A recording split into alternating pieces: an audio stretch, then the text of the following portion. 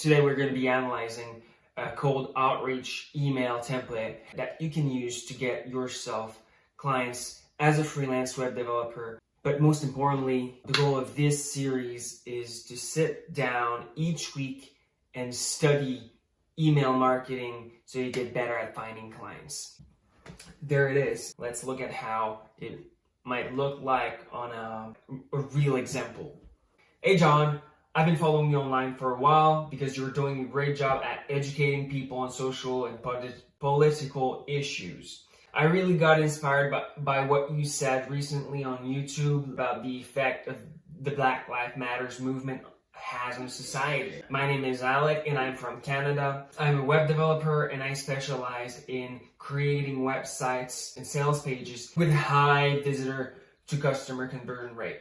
I'm looking for interesting projects I would be passionate about, and I could hardly think of anything more interesting than partnering up and helping you with your website. Is that something you'd be interested in? Let me know if you want to jump on a call to talk about this. So if you did not understand already, it's meant to be sent to an influencer. It doesn't have to be a conventional influencer. It could be a journalist, could even be someone who has a podcast, someone who's doing radio.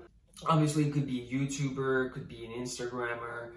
You want to focus on small influencers. You don't want to send emails to Logan Paul. I would say less than 5,000 subscribers, less than 5,000 followers. I'm not going to talk too much about the subject line.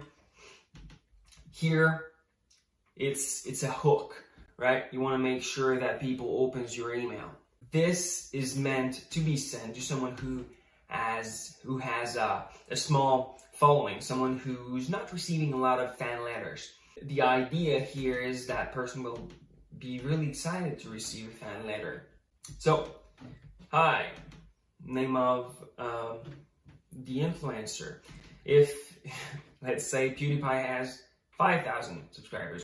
PewDiePie's first name maybe is Jonathan, I don't know.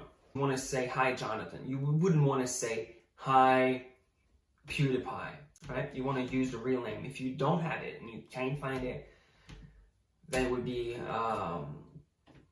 PewDiePie or the nickname that person is using online. So, all right, first section. I've been following you online for a while because you're doing a great job with what they do. The main goal, the main idea here is to reassure people that you're not a robot, that you are not just sending an email to thousands and thousands of small influencers.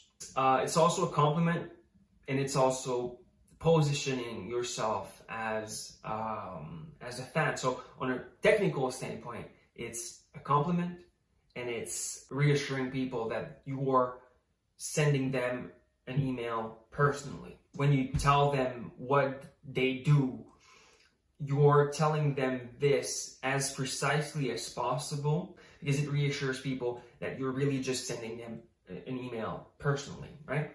So that's on a technical standpoint. But on a human standpoint, you position yourself as a fan.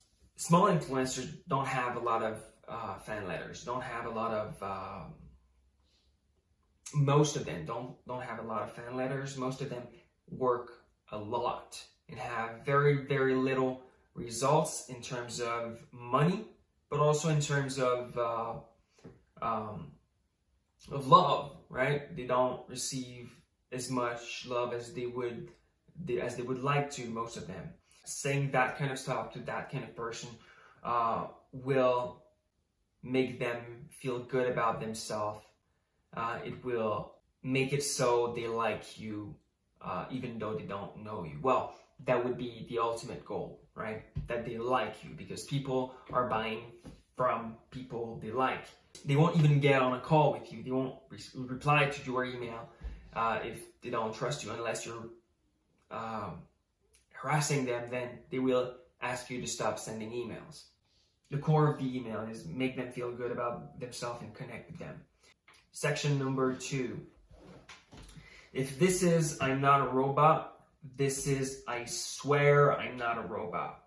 So this also is a still a compliment. It's still like flattery. All right, so here is the presentation part, the part number 3. So let me read it. I'm, then your name, I'm from the place you're from. I'm a web developer and I'm specialized in specialty. So let's start with the introduction, like introducing yourself. People don't care about you. When writing emails, it's very, very hard to introduce yourself without losing people's attention. Keep it as short as possible. You only want to say who you are so you're not just a nameless person who's sending them an email, right? You want to go from nameless person to fan with a name. I'm looking for interesting projects I would be passionate about, and I could hardly think of anything more interesting than partnering up and helping you with your website. All right, so entrepreneur love passion. They love people that are passionate about the same thing they are passionate about. So here, basically what you're saying is, what you're passionate about, I'm also passionate about. Your company's goals are something that I care about. So section number 5, it's kind of the same section as section number 6, to be quite honest. Here, you're asking a question not because you want an answer. You want people actually to ask themselves, how does that make you feel? To then go with the call to action. What's a call to action? A call to action is at the end of an ad, at the end of an email, and it's asking for an action. Clicking on a link, subscribing, calling, buying a product or service.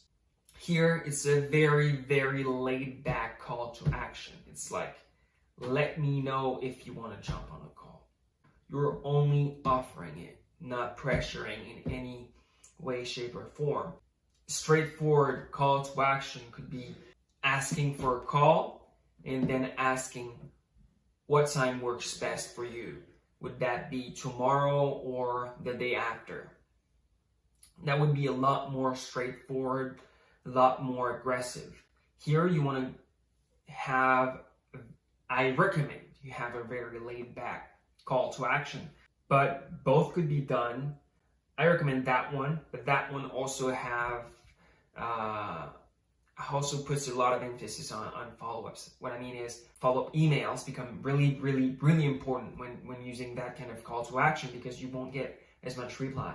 If you're not familiar with the mechanical outreach method, if your method for sending emails to get clients as a freelance web developers are not carefully thought through, you want to jump in Alex's course. Link is in the description. If you don't want to pay for it, go into Patreon, buy him a coffee, and for $3.50, you might get the course for free. Go check that out. Links are in the description, and I'll see you next week.